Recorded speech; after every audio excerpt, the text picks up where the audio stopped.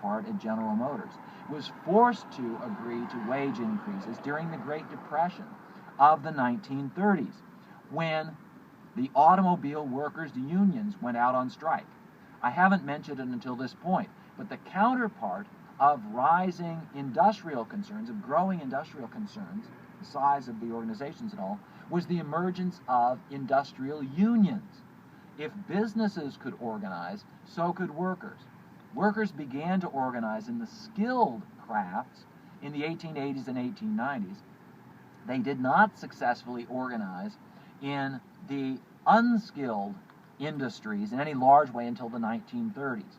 But when they did, they were able to get favorable contracts from General Motors after a great deal of bitter resistance from Ford and from the other industrial leaders, so that by the 1930s or 1940s, people had higher incomes, and one of the parts of the package was fewer hours of work. In fact, it was during the 1930s that the 8-hour day became standard in American employment.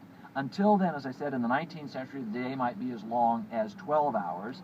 It was typically reduced to about 10 hours by the beginning of the 20th century. By the 1930s, it was down to about 8 hours, with the principle as well that if you worked more than 8 hours,